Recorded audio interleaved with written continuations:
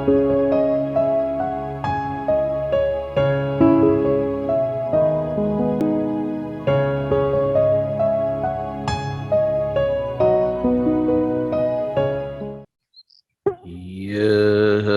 जगत सारा क्षणिक है और आत्मा एक नित्य है। आत्मा का अनुभव बस एकमात्र नित्य है।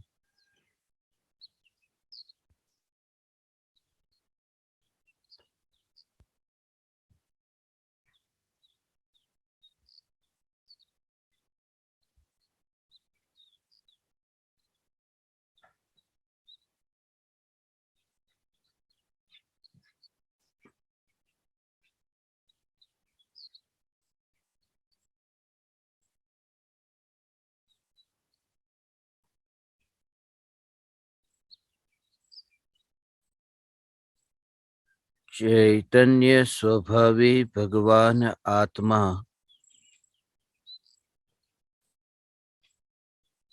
अनादि अनंत शुद्ध चैतन्य मात्र है।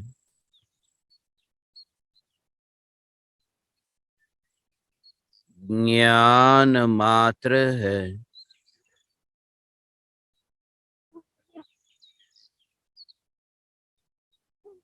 मैं शुद्ध चैतन्य मात्र, ज्ञान मात्र,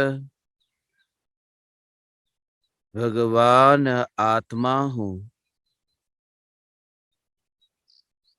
त्रिकाल शुद्ध चैतन्य परमात्मा हूँ।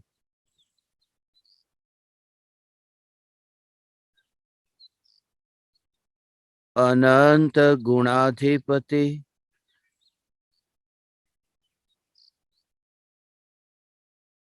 एक ज्ञायक देव हूँ।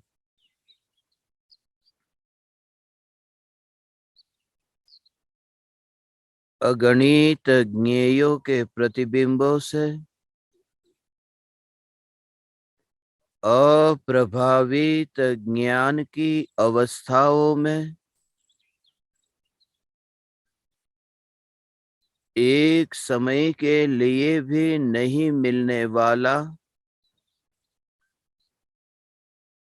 एक समय के लिए भी नहीं सिकुड़ने वाला त्रिकाल ध्रुव चैतन्य सत्ता मात्र भगवान आत्मा हूँ।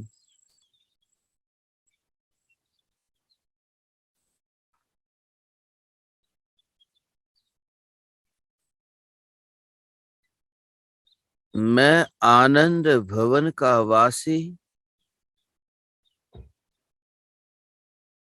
त्रिकाल आनंद स्वरूप चैतन्य घनपिंड हूँ।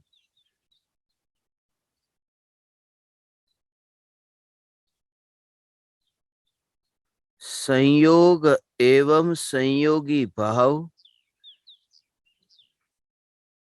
जिस चैतन्य तत्व की ध्रुवता में कभी मिल ही नहीं सकते,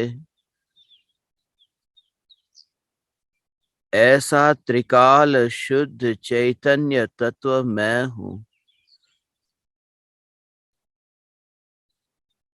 देह रूपी परमाणुओं को धारण करना तो अत्यंत दूर, राग और द्वेष के विकारी भावों को धारण करना तो दूर, जिस चैतन्य परमात्मा ने पर्याय के वेश को भी धारण नहीं किया, जिस चैतन्य परमात्मा में पर्याय रूपी वेश का भी प्रवेश नहीं हो सकता, यह चैतन्य महापुरुष ही मैं हूँ।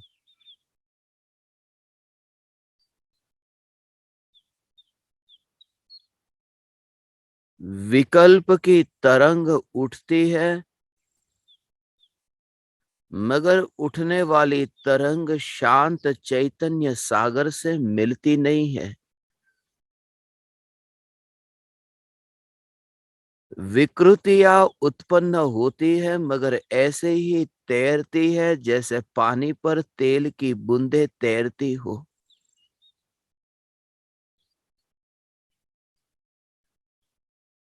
भ्रम पैदा होता है कि वे तेल की बूंदें पानी के अंदर है, मगर वे पानी से बहुत दूर है। क्योंकि वे तेल की बूंदें तेल है, वे तेल की बूंदें पानी नहीं है। शुद्ध चैतन्य स्वरूप की अनुभूति के बल पर यह श्रद्धा होती है कि ये खंड खंड रूप विकल्प चैतन्य सागर के शांत स्वभाव में कहीं मिले ही नहीं है।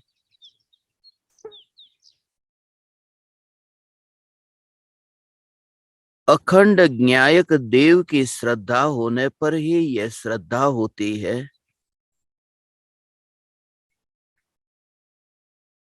कि खंडित पर्याय स्वरूप में प्रविष्ट नहीं हो सकते, वरना स्वरूप भी खंडित हो जाता।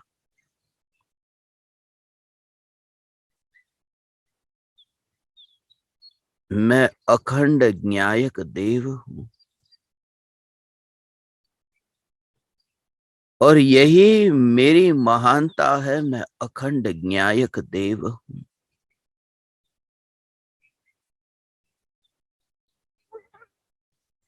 त्रिकाल शुद्ध चैतन्य परमात्मा तत्व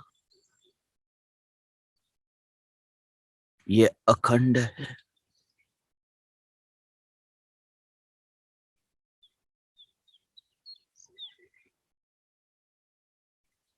अभी थोड़ी देर पहले ही मैं अंजनगिरी से गुजर रहा था।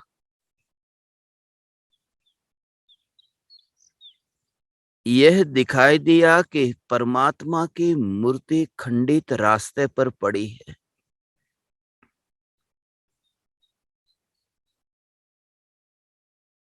एक नहीं, मूर्तियों का ढेर है जो रास्ते पर है, खंडित है। हजारों बरसों पुरानी वितरागी परमात्मा की प्रतिमा रास्ते पर है, खंडित है। कोई पूजा भी नहीं करता। मंदिर गिर जाए और मूर्ति टूट जाए तो फिर उस मूर्ति की पूजा नहीं करते कि ये खंडित हो गई। खंडित मूर्ति की पूजा नहीं हो सकती। इसलिए असल में परम पूज्य अखंड ज्ञायक देव है, जो पर्यायों के खंड से खंडित नहीं होता। यह अखंड ज्ञायक देव मैं हूं।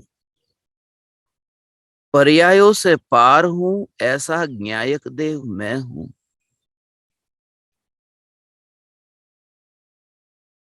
मगर द्रव्य पर्याय के बिना होता ही नहीं है। पर्याय के बिना द्रव्य का अस्तित्व हो ही नहीं सकता।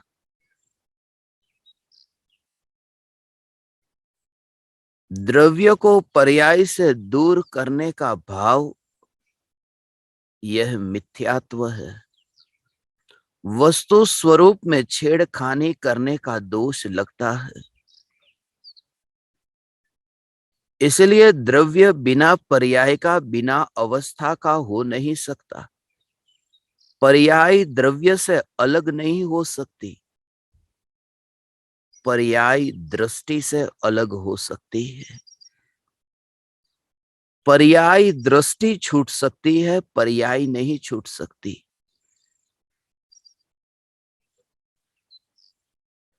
पर्याय में निरंतर परिवर्तन तो हो ही रहा है। पर्याय का परिवर्तन रोका नहीं जा सकता।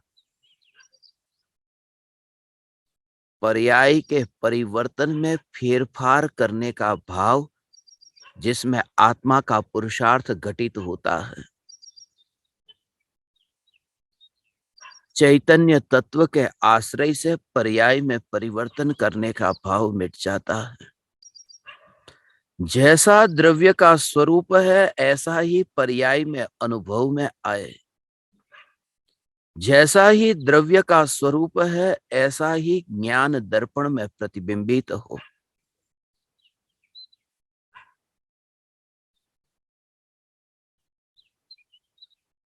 तब एक रूपता होती है, तब अभेद मिलन होता है।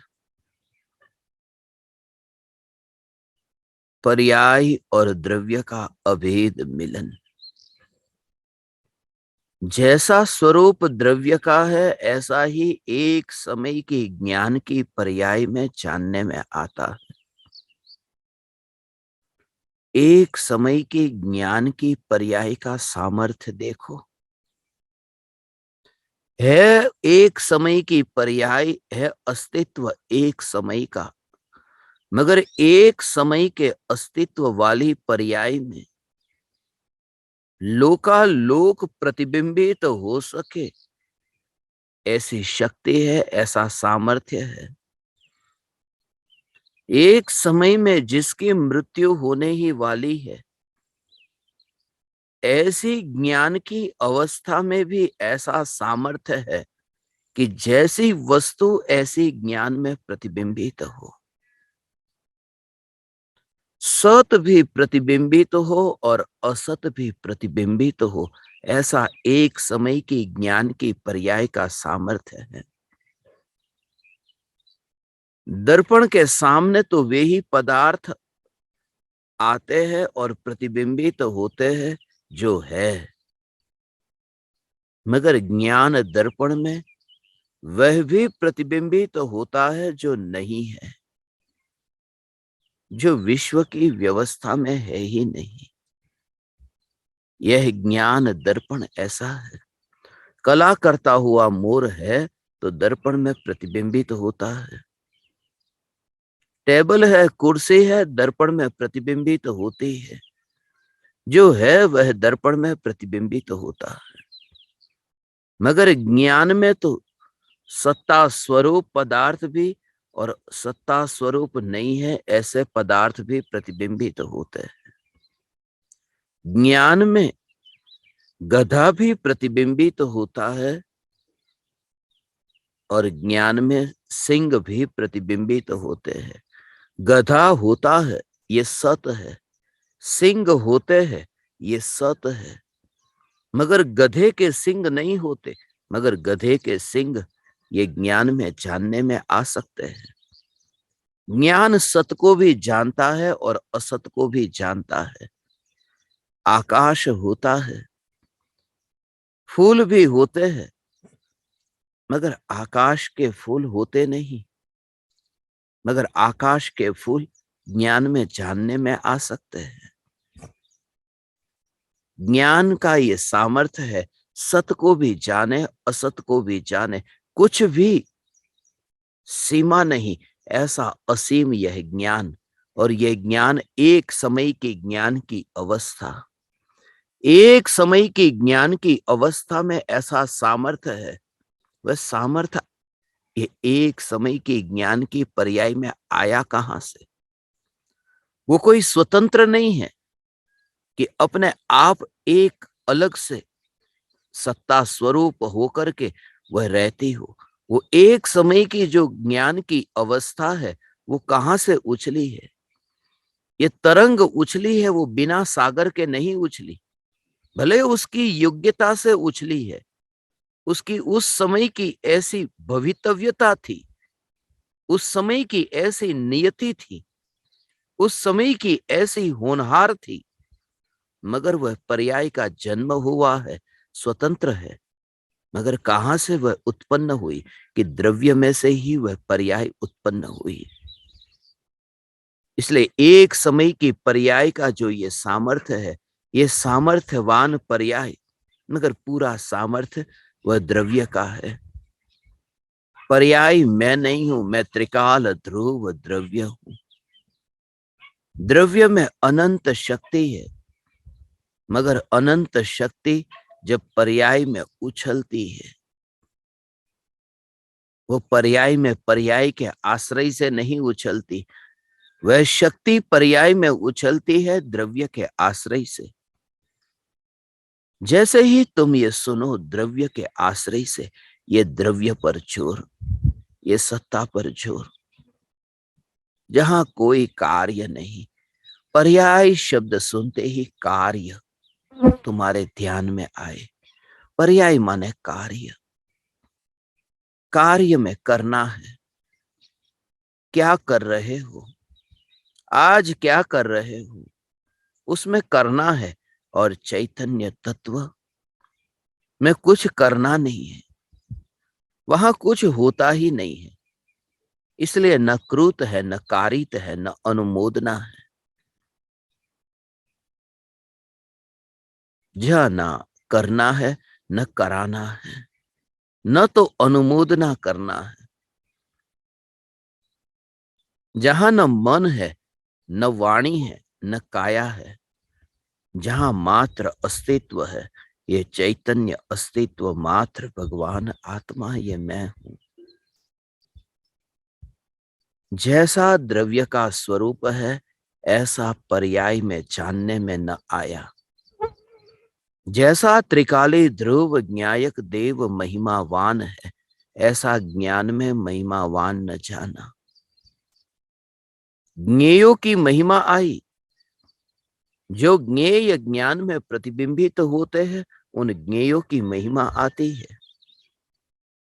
मगर ज्ञेयों को जानने वाली ज्ञान की अवस्था, वो अवस्था कहां से उत्पन्न हुई, वो अवस्था पैदा कैसे हुई, उसका कभी विचार ही नहीं आया।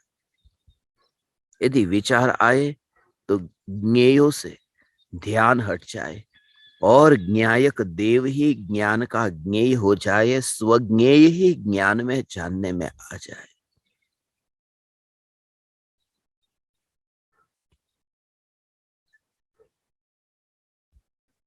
पर से ध्यान हटता ही नहीं है। ज्ञान में परज्ञेय प्रतिबिंबित होते हैं,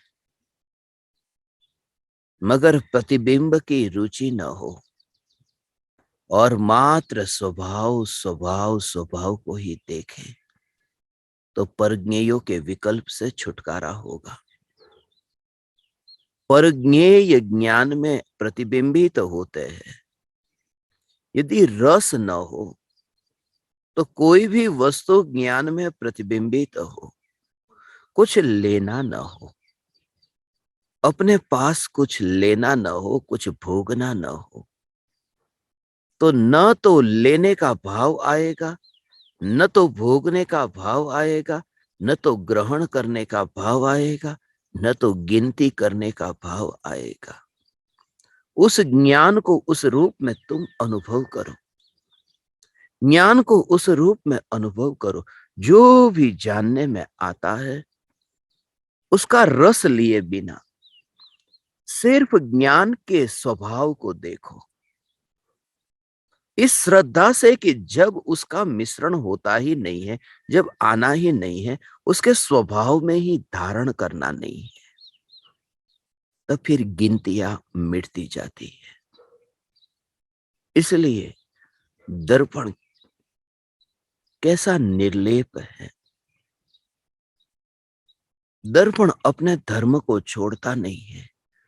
दर्पण की निर्लेपता कैसी कि दर्पण में जो भी पदार्थ प्रतिबिंबित हो, दर्पण गिनती नहीं रखता, हिसाब नहीं रखता। उसके पास कोई गिनती नहीं कितने पदार्थ भूतकाल में प्रतिबिंबित हुए थे। भूतकाल के तो प्रतिबिंबित हो चुके, वर्तमान में भी जो प्रतिबिंबित हो रहे हैं, उसकी भी गिनती नहीं। क्योंकि गिनती करने के लिए दर्पण की स्वच्छता को उन पदार्थों के पास जाना पड़े। यहाँ की गिनती करने की जरूरत नहीं, क्योंकि यहाँ तो स्वच्छता एक है। यहाँ एक ही स्वच्छता स्वच्छता स्वच्छता मात्र है। यह ज्ञान की स्वच्छता की यदि अनुभूति हो, मैं स्वच्छ चैतन्य तत्व, तो फिर ज्ञेयों की गिनती होगी ही नहीं। फिर ये ज्ञेय कौन से है, उन ज्ञेयों के हिसाब में जाते नहीं। कितने हैं, इन ज्ञेयों के हिसाब में जाते नहीं। फिर तुम्हें अधूरापन नहीं लगेगा कि केवल ज्ञान अभी तो नहीं है। केवल ज्ञान क्यों नहीं हो रहा है? केवल ज्ञान होगा तो भी होगा क्या? उस स्वच्छ ज्ञान के भीतर वे अनंत ज्ञेय थोड़ी घुस जाते हैं। इसलिए हीनता क्यों कि केवल ज्ञान अभी नहीं है, सिर्फ स्वच्छ चैतन्य तत्व पर जोर हो। मैं स्वच्छ चैतन्य तत्व, और जिसने स्वच्छ चैतन्य तत्व की महिमा जानी, उसकी पर्याय में केवल ज्ञान उतरता है। उसकी पर्याय में केवल ज्ञान का जन्म होता है, बिना किसी विकल्प के। सहज ही केवल ज्ञान सामने से पधारता है। केवल ज्ञान को बुलाता भी नहीं, केवल ज्ञान की ओर ध्यान भी नहीं। केवल ज्ञान हो जाए तो केवल ज्ञान होने पर भी, केवल ज्ञान होने पर भी विकल्प नहीं, पूर्ण निर्विकल्प हुआ। जब तक केवल ज्ञान नहीं था, तब तक विकल्प, तब तक पूर्ण निर्विकल्प नहीं। केवल ज्ञान होने के बाद तो पूर्ण निर्विकल्प। जैसे ही केवल ज्ञान हुआ, पूर्ण निर्विकल्प हुआ। लगता है कि थोड़ी वस्तु को हम जानते हैं, यदि थोड़ी और ज्यादा जाने तो कितने विकल्प होते हैं। पड़ोसी के घर में क्या हो रहा है, रिश्तेदारों का क्या हो रहा है, ये जानने में आए कि कितने विकल्प होते हैं। केवल ज्ञान में लोकालोक जानने में आ जाता है, फिर भी विकल्प नहीं, क्योंकि अधूरा ज्ञान खतरनाक है। केवल ज्ञान में पूर्णता है, नहीं जाना ऐसा कुछ भी बाकी नहीं बचा। पूर्णता है, पूर्ण को जान लिया। अब विकल्प कैसा? निर्विकल्प होगा। विकृति ही न रही, तभी तो पूर्ण जानने में आया। वितरागी हुआ, तभी तो सर्वज्ञ हुआ। और सर्वज्ञ हुआ, जो राग रहित हो जाए वे ही सर्वज्ञ है। और सर्वज्ञ होकर के भी जो राग रूप परिणमित न हो, वे ही सर्वज्ञ है। बिना किसी विकल्प के लोकालोक को जानते हैं, और लोकालोक को जान करके भी विकल्प रूप परिणमित नहीं होते हैं। जैसे ही तुम ये सुनो, तुम महावीर भगवान को याद मत करना, तुम दूर मत जाना। जो तुम्हारी आदत है, तुम दूर मत जाना। तुम इस स्वभाव को पहचाना, मैं ही यह सर्वज्ञ हूं, मैं ही परमात्मा हूं, जिसके ज्ञान में प्रतिबिंबित होते ज्ञेय, मगर जो विकल्प रूप नहीं होता। विकल्प की तरंग जिसमें से उछलती ही नहीं है, क्योंकि स्वभाव में यह नहीं है कि तरंग उछले। स्वभाव में है चैतन्य, शांत मात्र जानना, बिना किसी विकल्प के जानना। विकल्प से जानना होगा कैसे? चम्मच में वह अनुभव कैसे होगा मिठास का? मिठाई को चम्मच के ऊपर रखो और वो चम्मच कैसे बताएगी कि मीठा क्या है? वो जीभ पर ही पता चलेगा। वो जीभ पर पता, क्योंकि जीभ में वह स्वभाव है रस को चखने का। ऐसे ही ज्ञान के स्वभाव को समझे कि ज्ञान का स्वभाव ऐसा है। ज्ञान स्वभाव ऐसा है जिसमें जानना जानना जानना जानना जानना, ये ज्ञान का स्वभाव है। ज्ञान के स्वभाव में जानना है भगवान, विकल्प में जानना नहीं है। विकल्प तो जानता ही नहीं है, विकल्प में जानना नहीं है। विकल्प के स्वभाव में जड़ता है, जड़ता में जानना नहीं है। दर्पण की धूल पर पदार्थ प्रतिबिंबित नहीं होते, दर्पण की फ्रेम पर पदार्थ प्रतिबिंबित नहीं होते, दीवार पर पदार्थ प्रतिबिंबित नहीं होते। पदार्थ का प्रतिबिंब पड़ता है दर्पण की स्वच्छता पर। और जैसे तुम दीवार को एक और देखो जिसमें प्रतिबिंब ही न दिखे, तब तुम्हें ऐसा भेद विज्ञान होगा कि देह होगा एक और, देह को एक और ज्ञान दर्पण एक और जिसमें प्रतिबिंब सहज पड़ता है। उसी का नाम तो हल्कापन, जो तुम्हें ये कहा तुम बोझ से छूट गए। हल्का का मतलब वो हल्का और भारी ऐसे मत समझना, वो विकल्पों का बोझ अब उतर गया। अपूर्व दशा है ये, बस मात्र ज्ञान का गोला है, मात्र ज्ञान की स्वच्छता है, मात्र ज्ञान की सत्ता है। ये सत्ता है। देह तो है ही नहीं, देह के परमाणु तो है ही नहीं। हे ज्ञान दीपक, ऐसी चैतन्य की स्वच्छता रूप एक ही सत्ता, फिर वहां दूसरा कोई भेद नहीं।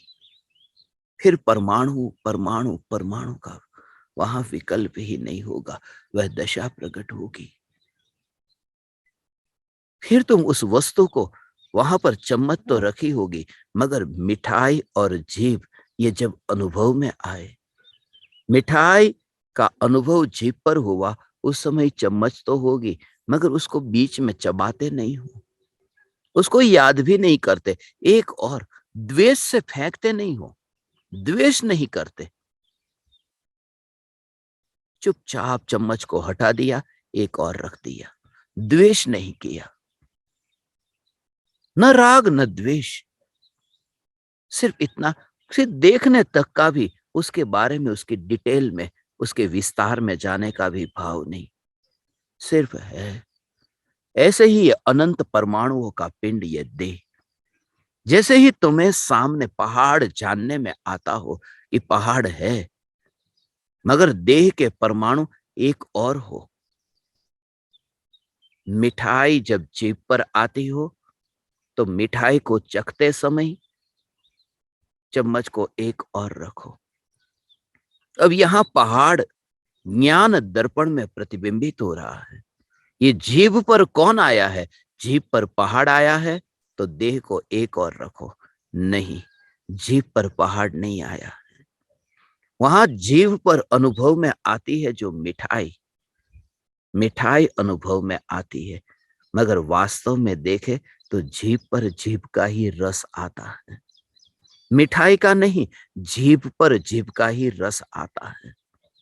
यहां पर ज्ञान में ज्ञान का अनुभव होता है, पहाड़ का नहीं। पहाड़ ज्ञान में अनुभव में नहीं आता, ज्ञान में ज्ञान अनुभव में आता है। इसलिए पहाड़ का मिश्रण ज्ञान में नहीं है, और पहाड़ का मिश्रण ज्ञान में नहीं है, ये आंखों का मिश्रण ज्ञान में नहीं है।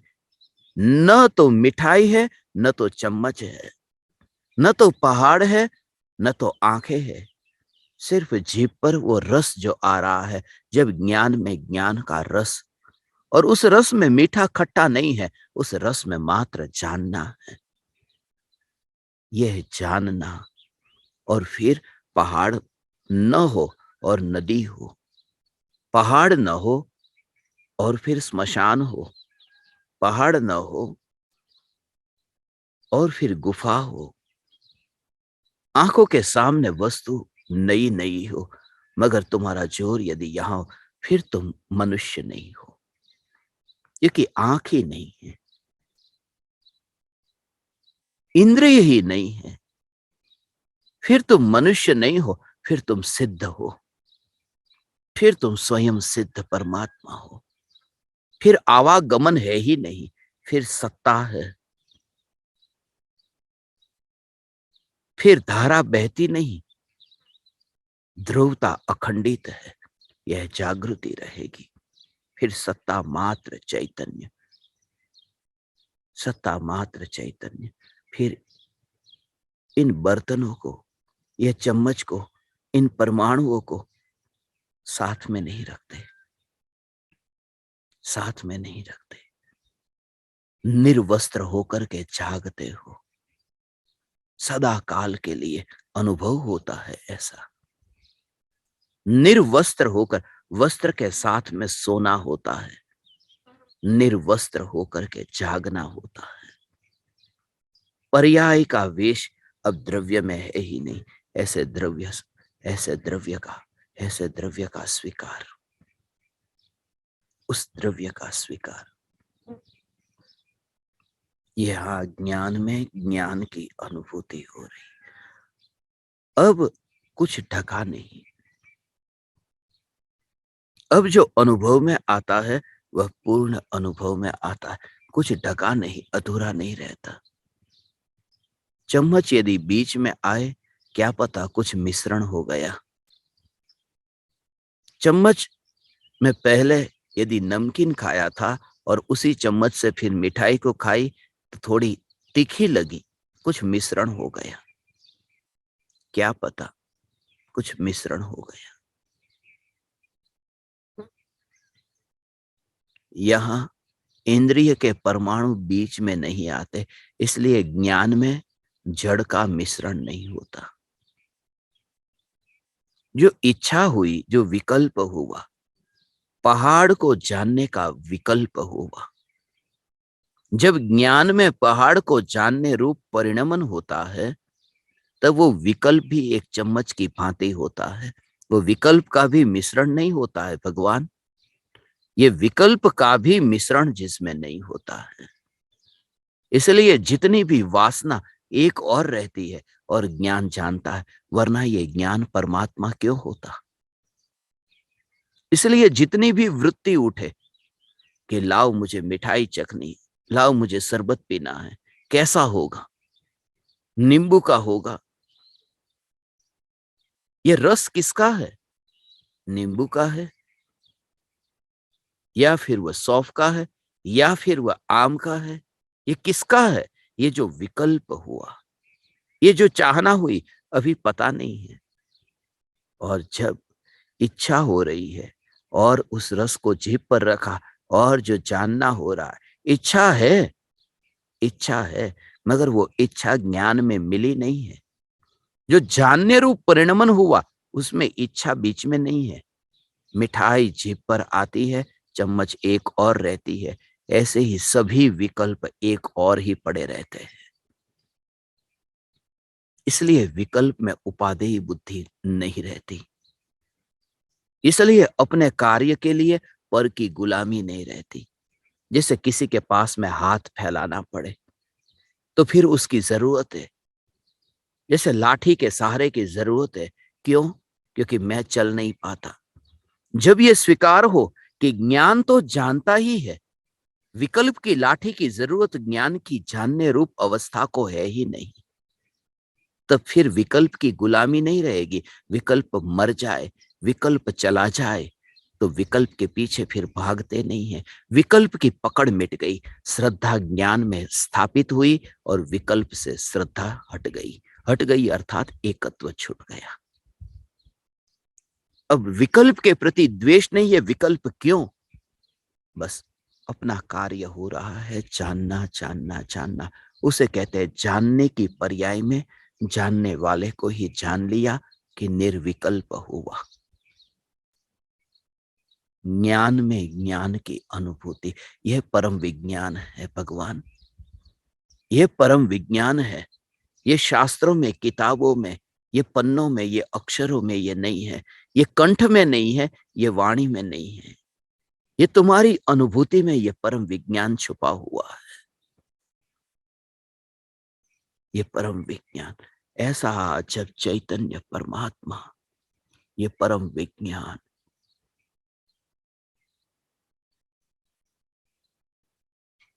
जैसा द्रव्य का स्वभाव है, ऐसा ही पर्याय में व्यक्त हुआ। जानना जानना ये स्वभाव है और पर्याय में जानने रूप ये परिणमन हुआ। ये व्यक्त भी ऐसे ही हुआ जैसा वस्तु का स्वरूप है, ऐसा ही। उसे ज्ञानियों ने कहा सरलता। आनंद भवन के वासी की सरलता। जैसा भीतर में था ऐसा ही बाहर में व्यक्त हुआ। अब कुटिलता न रही, अब माया न रही, छल न रहा, कपट न रहा। अब ये कूड़ा करकट ये अब चला गया। अब आंगन साफ हो गया। अब आंगन में कांटे नहीं उगते हैं।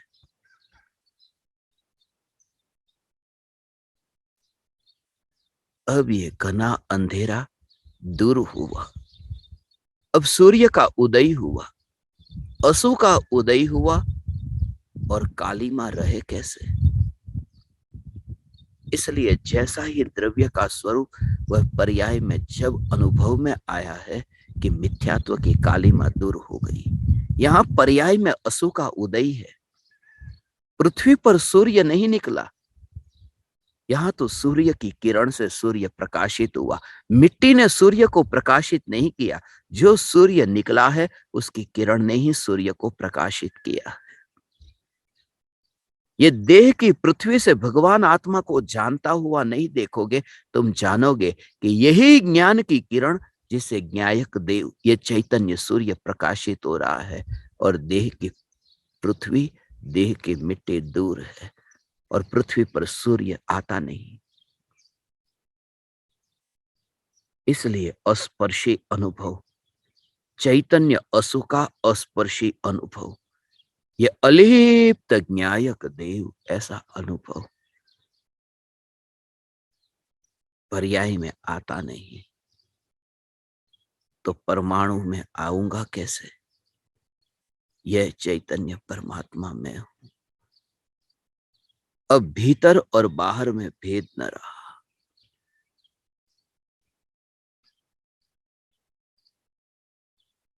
इसे सरलता का लोक में कहते हैं, धर्म के 10 लक्षण में सुना है न, मन में होई सो वचन उचरिए, वचन होई सो तन सो करिए। जैसा मन में हो ऐसा वचन में बोलना, जैसा वाणी में हो ऐसा काया में करना, सरल हो जाना। ज्ञानी की सरलता यह है, मन में है ऐसा वाणी में बोलते हैं, वाणी में है ऐसा काया में करते हैं। ये सरलता है। मगर ये सरलता आई कहां से? जब भीतर में सरलता आई कि द्रव्य जैसा भीतर में ऐसा ही पर्याय में जानने में आया। द्रव्य भीतर में और पर्याय बाहर में, जैसा भीतर था ऐसा ही बाहर प्रतिबिंबित हुआ कि अब वह कुटिलता मिट गई। इसलिए तो अनंतानुबंधी माया से छुटकारा सम्यक दृष्टि को ही होता है। माया छूट ही नहीं सकती अनुभूति के बिना। कपट नहीं छूट सकता अनुभूति के बिना। पूर्णता पूर्णता पूर्णता पूर्णता, जैसा है ऐसा स्वीकार हुआ। चारों गतियों में सबसे अधिक माया पशुओं में पाई जाती है। जैसा है ऐसा व्यक्त नहीं हो सकता। एकेंद्रिय से लेकर के असंगनी पंचेंद्रिय तक के जीव तो, जिनको मन ही नहीं है, अंदर की वृत्ति उठती है, मन से भी व्यक्त हो कैसे? मन ही नहीं है। एकेंद्रियों में भी विकार इतना होता है, मगर वाणी ही नहीं है, व्यक्त हो कैसे? नहीं होता इसका मतलब ये नहीं कि वे धार्मिक है, वरना सभी निगोदिया मौन है। निगोदिया को वाणी है ही नहीं, निगोदिया बोलते नहीं है। आलू बोलता नहीं है, उसके अंदर जो जीव, अनंत जीव कुछ भी बोलते नहीं है, वाणी नहीं है। मगर वाणी नहीं होने से उसके भीतर का कचरे का क्या? कचरा तो होगा, व्यक्त करने का कोई माध्यम नहीं मिलता। माध्यम नहीं मिला मगर वो कचरा तो अंदर पड़ा हुआ है। तिर्यंच गति में, जानवरों में इतनी वेदना, इतनी पीड़ा, इसलिए नारकी से भी ज्यादा दुख निगोद में कहा, तिर्यंच गति में कहा। इस संसार में सबसे ज्यादा दुखी कोई है तो तिर्यंच गति के जीव को दुखी कहा। दुखी तो सब है, मगर सबसे अधिक तिर्यंच गति में माया है। ये माया सबसे अधिक तिर्यंच गति में है। नारकियों में क्रोध, मनुष्य में मान, तिर्यंच में माया और देवों में लोभ, ये सबसे ज्यादा अधिक है। नारकियों में क्रोध इतना अधिक है कि मारना और काटना, जीना ही नहीं, मरने का भी भाव, हर समय नारकी को मरने का भाव आता है। कब मरूं यहां से, ये भाव आता है। छूटू कब यहां से। नारकी एक दूसरे को काटते हैं मगर मरते नहीं है।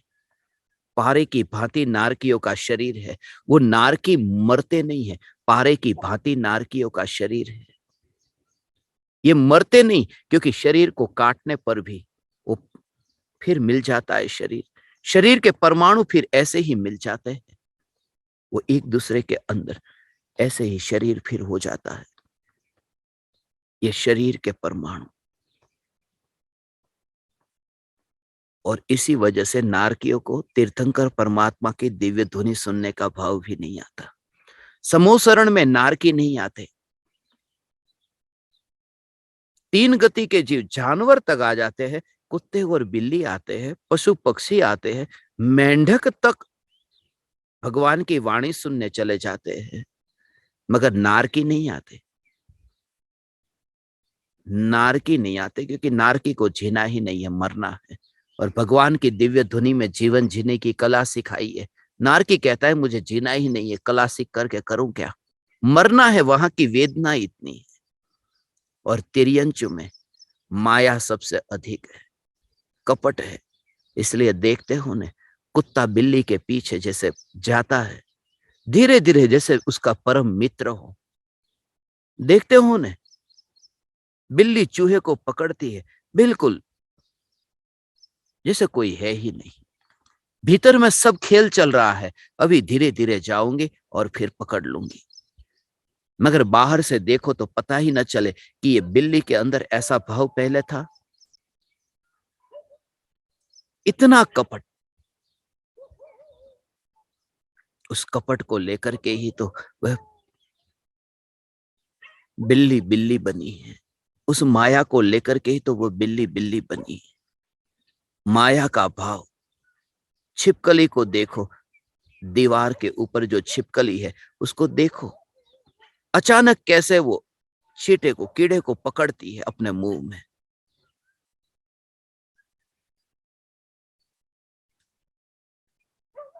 ये जानवर की माया। और ऐसी ही माया मनुष्य में सबसे ज्यादा खतरनाक है, वो स्त्रियों में होती है। होती तो पुरुषों में भी है, मगर स्त्रियों में माया सबसे ज्यादा है, ऐसा ज्ञानियों ने लिखा है, ऐसा बेंसरी बेन ने कहा है, लिखा है। और उसका निरीक्षण करना, ये कपट जो पड़ा है, एक और तो चैतन्य महल, एक और तो ज्ञान की स्वच्छता कि जहां पर विकल्प के वस्त्र नहीं, और दूसरी ओर ऐसी पामरता कि जहां देह से वस्त्र उतारे बिना रहा नहीं जा सकता, मुनि हुआ नहीं जा सकता। इसलिए स्त्रियों को पशु के लेवल में कहा कि स्त्री भी वहां तक जा सकती है, बस 5वें गुण स्थान तक। पशु भी वहां तक जा सकता है, 5वें गुण स्थान तक। दोनों मुनि नहीं हो सकते। ऐसा क्या है दोनों में समान? समान है माया। पशु में भी माया है और स्त्री में भी माया है। पशु के परिणामों का ठिकाना नहीं, जानवरों का ठिकाना नहीं, स्त्रियों के परिणामों का ठिकाना नहीं। छुपा हुआ है, बाहर दिखाती नहीं है। स्त्रियों का स्वभाव यह है, बाहर दिखाती नहीं, छुपाती है। छुपाती है या फिर दिखाती है तो ऐसा दिखाती है जो नहीं है, वह दिखाना चाहती है जो नहीं है। दुनिया के सामने वो प्रदर्शन, अंतर का कचरा भरा पड़ा हुआ है, मगर बाहर में प्रदर्शन कि नहीं। इसलिए तो देखो, शादियों में, पार्टियों में देखते हो ना, पुरुष इतने गहने पहन करके नहीं जाते। ये हाथ में अंगूठी, हाथ में चूड़ी, ये कान में, नाक में, गले में, ये इतने आभूषण, और घर पर भी बैठी रहती है। और बाहर जाते समय ये सजने की जरूरत क्यों पड़ी? दिखावा। खुद का नहीं हो तो भी शादियों के टाइम पर देखते हो ना, खुद के पास नहीं हो तो दूसरों का मांग करके भी पहन करके निकलना।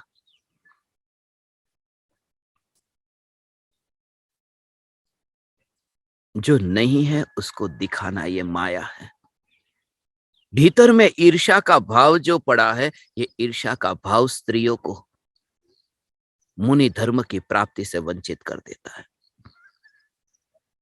ये स्त्री पर्याय, ये दूरी। रात्रि के समय सोनगढ़ में गुरुदेव के प्रवचन होते थे, चर्चा होती थी, मगर उस तत्व चर्चा में स्त्रियों को आना मना था। और उस समय फिर बैंसरी बेन, चंपा बेन खुद वहां पर स्त्रियों के संग में बैठकर के तत्व चर्चाएं करती। स्त्रियों की शंका जो होती, उस शंका का समाधान बैंसरी बेन करते। रात के समय स्त्री पुरुष से दूर रहती, मगर बैंसरी बेन कहते हैं कि पूर्व भव में हम विदेह क्षेत्र में थे, मैं भी पुरुष था और शांताबेन वे भी पुरुष थे। पूर्व भव में हम दोनों पुरुष थे। गुरुदेव ने अपने प्रवचन में कहा ने, 4 जीव हम वहां से आए, शांताबेन, चंपाबेन और एक नारायण भाई थे, जिन्होंने गुरुदेव से दीक्षा ली थी। पूर्व भव में वे वहां पर वेश्या के पुत्र थे। और गुरुदेव स्वयं कहते, पूर्व भव में वे वहां राजकुमार थे, फतेहमंद कुमार नाम के राजकुमार थे, धर्म में आगे थे, तत्व चर्चा में।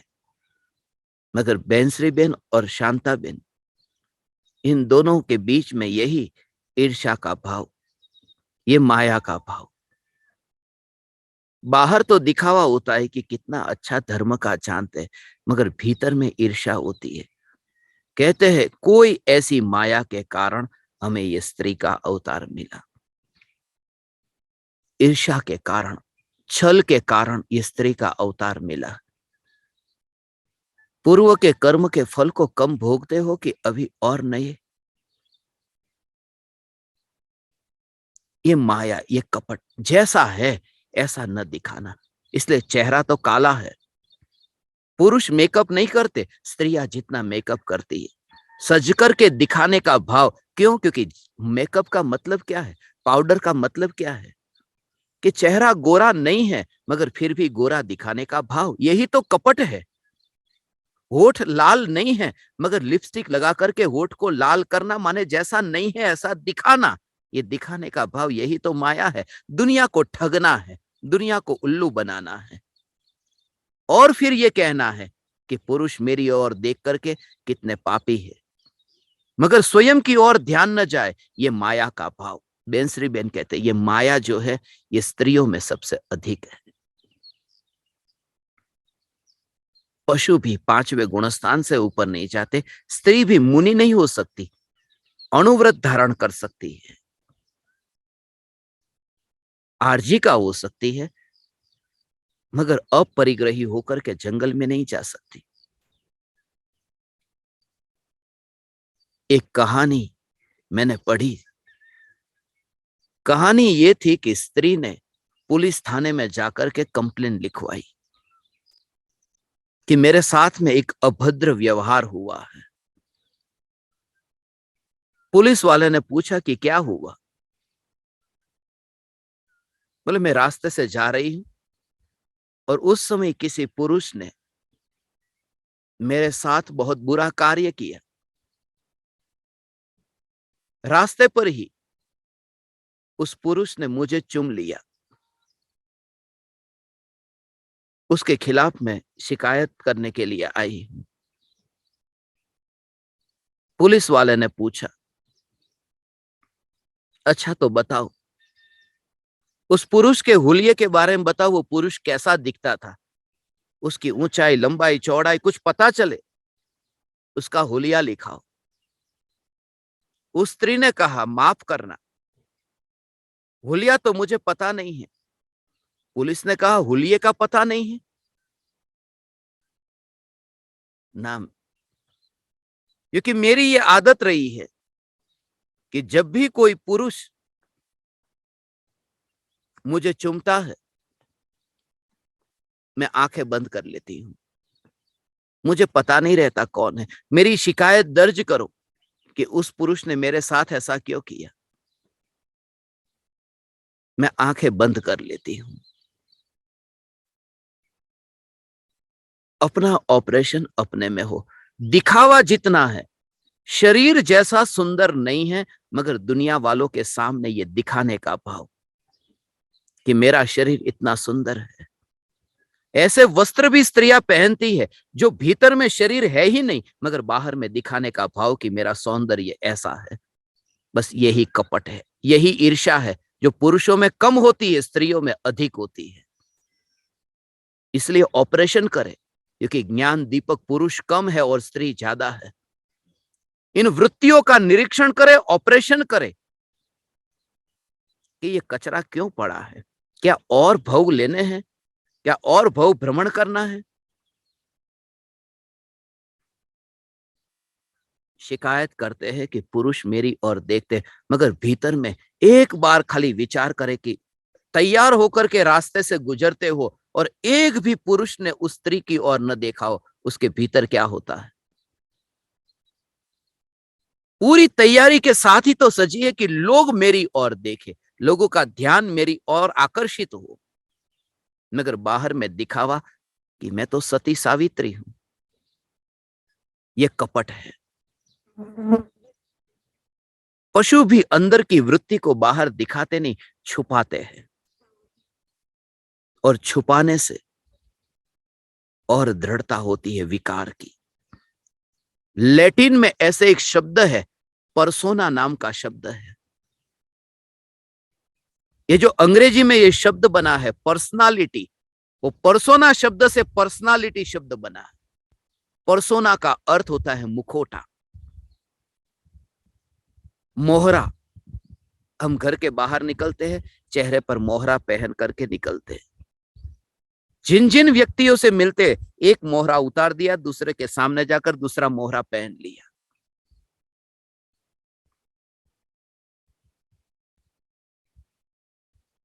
ये मोहरा हर एक व्यक्ति के सामने जाकर के हमारा मोहरा अलग होता है। पत्नी के सामने अलग है, पति के सामने तुम्हारा मोहरा अलग है, और गुरु के सामने जब बैठते हो तब बिल्कुल अलग मोहरा पहना है। यहां पर यह कहते हो कि भेद ज्ञान की धारा बहती है, और वहां पर तो गालियां बहती। ये मुखौटा है। धर्म और कुछ भी नहीं है, मुखौटा उतरता जाता है, और जैसा है ऐसा स्वरूप व्यक्त होता है। जैसा हूं ऐसा बस। मैं पापी हूं तो हूं, मैं पुण्यात्मा हूं तो हूं, मगर छुपा हुआ कुछ भी नहीं है। कांच की भांति जिनका जीवन पारदर्शक है।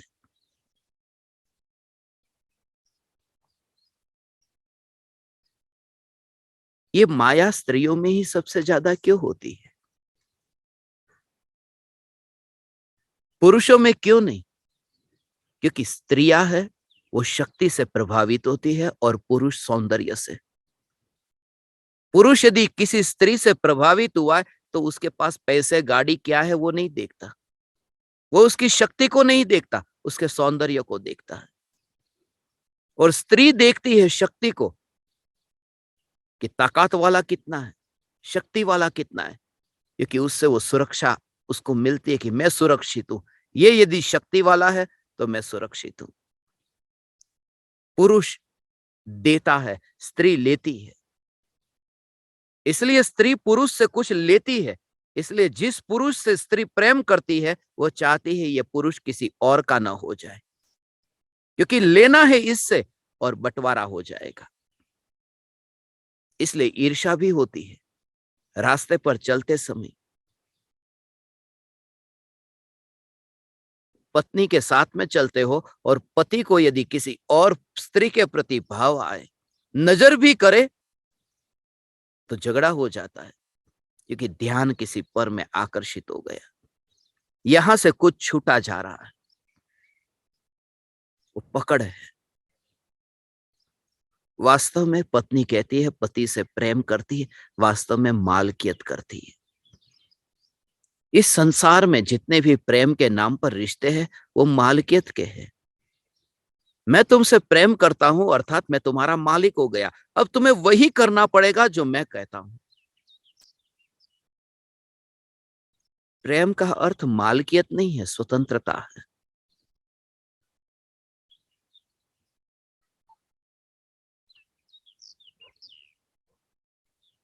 स्त्री के परिणामों का ठिकाना नहीं होता, दृढ़ता ही नहीं होती, परिणामों का कोई ठिकाना नहीं, ये दृढ़ता नहीं, वास्तव में तो वो भावों का ठिकाना नहीं। इसलिए हर 28 दिन में स्त्री को मासिक धर्म होता है, वो तो बाहर की बात है, भीतर में तो वहां पर विचारों में इतना ठिकाना नहीं रहता। वो भीतर का विचारों को देखो, बिल्कुल ठिकाना नहीं है। अभी ऐसे विचार, फिर कैसे विचार, विचार बदलते रहते और इतने चंचल, मन इतना चंचल है। इसलिए आगम में ये लिखा कि स्त्री के परिणाम का ठिकाना नहीं है, दृढ़ता नहीं है, इस वजह से स्त्री 7वें नरक में नहीं जा सकती, क्योंकि 7वें नरक में जाने के लिए इतनी दृढ़ता चाहिए, परिणाम इतने दृढ़ चाहिए। और जिसके अंदर 7वें नरक में जाने योग्य परिणाम दृढ़ न हो, उसके अंदर मुनि धर्म अंगीकार करके मोक्ष में जाने योग्य परिणाम दृढ़ कैसे होंगे? परिणामों में ही दृढ़ता नहीं आती, परिणामों में दृढ़ता नहीं आती। ये स्त्री की सबसे बड़ी कमजोरी है। मगर ऐसी कमजोरी होने पर भी ये माया का स्वीकार हुआ कि माया है, माया है, अधिकार नहीं जमाना, अंदर ही अंदर जलना होता है, जलन होती है। एक स्त्री दूसरे स्त्री को देख करके अंदर में जलती है कि देखो, बोलती है बहुत सुंदर दिखती हो, मगर अंदर जलन होती है। इतनी अंदर की वृत्तियां। अभी थोड़े समय पहले ही एक जगह शादी थी, 5 फंक्शन थे शादी के, और एक महिला ने 5 फंक्शन के लिए 5 नई नई साड़ियां खरीदी है। लाखों रुपए की साड़ी, एक एक साड़ी, और 5 साड़ी खरीदी। 5 दिन के लिए 3 साड़ी हो सकती थी, 2 साड़ी भी हो सकती थी, धो करके पहन लेते। और कौन याद रखता है? मैंने उनसे कहा कौन याद रखता है? उन्होंने कहा सबका, सबको याद रहता है, सबका पता रहता है कौन सी साड़ी कब पहनी थी, किसने कौन से फंक्शन में, कौन सी पार्टी में, सब इकट्ठा, कचरा भरा पड़ा रहता है। और सामने जब आते तब कहते बहुत सुंदर दिखते हो, मगर भीतर में ईर्ष्या है, ऐसी सुंदरता मेरे पास नहीं, ऐसी साड़ी मेरे पास में नहीं। बोलते नहीं है, तुम्हें लगे मैंने सोचा भी नहीं, मगर अंदर का कचरा है। जहां कचरा निकल गया वहां ये भाव भी निकल जाएगा कि बहुत सुंदर हो। मुनिराज के भीतर कचरा निकल गया, इसलिए मुनिराज के सामने कोई सज करके आए तो भी यह कहने का भी भाव नहीं आता कि तुम बहुत सुंदर हो। जब स्वयं में श्रृंगार न रहा तो श्रृंगारी भी कोई दिखाई नहीं देता। जब स्वयं के भीतर ही जुगुप्सा नहीं रही तो जुगुप्सा का भाव भी नहीं रहता कि कोई बिना नहाया धोया पास में आकर के बैठा है।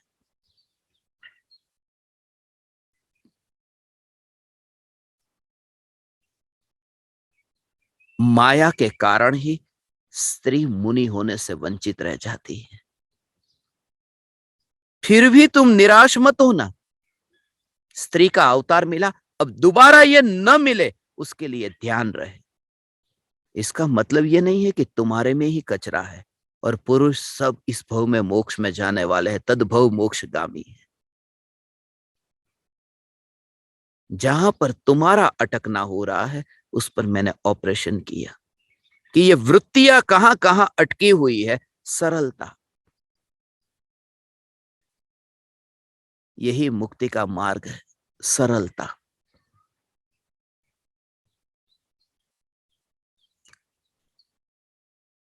दुनिया के सामने दिखावा न हो, प्रदर्शन न हो। प्रदर्शन करने का भाव आए, आत्मनिरीक्षण करें। वो प्रदर्शन में भी आकर्षित करना है, ध्यान ही केंद्रित हो, बस मेरी और दूसरों का ध्यान केंद्रित हो। छोटे छोटे कपड़े पहन करके रास्ते पर चलने का फैशन जो आज है, ये क्यों पहनना? छोटे कपड़े पहनने की जरूरत क्या है? सिर्फ इतना कि लोग मुझे देखें, लोगों का ध्यान मेरी ओर आकर्षित हो। इंपॉर्टेंस, प्रायोरिटी का पता चलता है कि बस मैं लोगों के ध्यान का केंद्र बिंदु, आकर्षण बिंदु मैं बना। मैंने इतने को वश में कर लिया, इतने को वश में कर लिया कि मेरी और तो देखा नहीं, मगर तुम्हारे जैसे और भी है, तुमसे भी बेहतर और भी है जो उनका ध्यान आकर्षित करने वाले। असल में रुचि तो यही है कि ध्यान मेरे पर जाए, दूसरों का ध्यान मेरे पर जाए, इसी का नाम संसार है। और अपना ही ध्यान अपने पर चला जाए, इसका नाम मुक्ति है। पर से मांगने नहीं जाता, अपना ध्यान ही अपने पर चला गया कि दूसरों का ध्यान मेरे पर जाए, मगर दूसरा तो दिखता ही नहीं है। स्त्री है, मायाचारी है, कपटी है, ईर्ष्या से भरी हुई है, मगर ये तो स्त्री है ना। न्यायक देव स्त्री तो नहीं है ना, ये न्यायक नहीं है, ये स्त्री है, ये परिणाम है, ये परिणति है, ये परमात्मा नहीं है। इसलिए हे ज्ञान दीपक,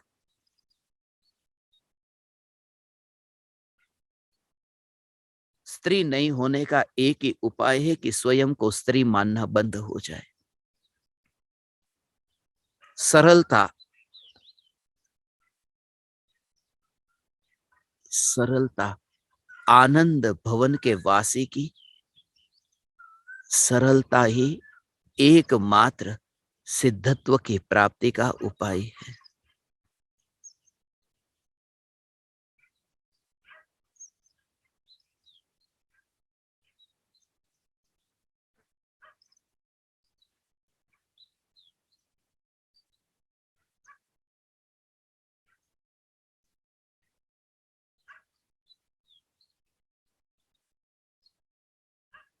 स्त्री का मोक्ष हो ही नहीं सकता, पुरुष का मोक्ष होता है, स्त्री का नहीं होता। बात बिल्कुल झूठी है। स्त्री का ही मोक्ष होता है, पुरुष का होता ही नहीं। क्यों? क्योंकि पर्याय में मोक्ष होता है। पर्याय को स्त्री कहा ना, पर्याय ढलती है, द्रव्य ढलता नहीं है, ये पर्याय स्त्री है। मोक्ष पर्याय में होता है, द्रव्य में नहीं होता। इसलिए मैं त्रिकाल मुक्त न्यायक देव, मेरा मोक्ष नहीं होगा। मैं त्रिकाल मुक्त हूं। स्त्री का मोक्ष होता है, पुरुष मुक्त होता है। मुक्त है, होता क्या है तू छो मोक्ष स्वरूप। तू स्त्री है ही नहीं, उस टुकड़े को अलग कर, देह के परमाणुओं को अलग कर, वो जो माया और कपट है उसको भी अलग कर। जितना भी कचरा है, कचरे को छोड़ मत। कचरा ज्ञान में प्रतिबिंबित हुआ, बस ज्ञान में गिनती मत कर कौन प्रतिबिंबित हुआ। और ज्ञान में ज्ञान का रस चख। फिर न कोई स्त्री है, न कोई तिर्यंच है, न कोई गृहस्थ है, न कोई मुनि है, सिर्फ चैतन्य, चैतन्य, चैतन्य।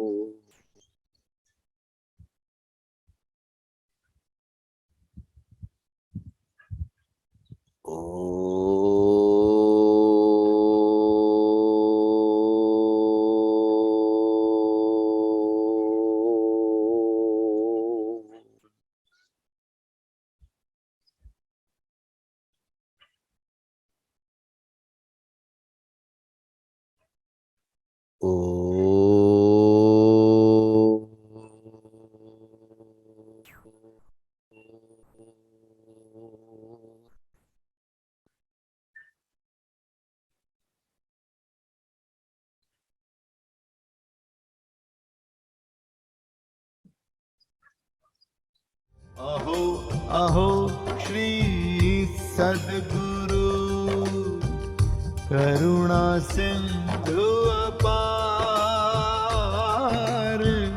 इस पामर पर प्रभु किया अहो अहो उपकार,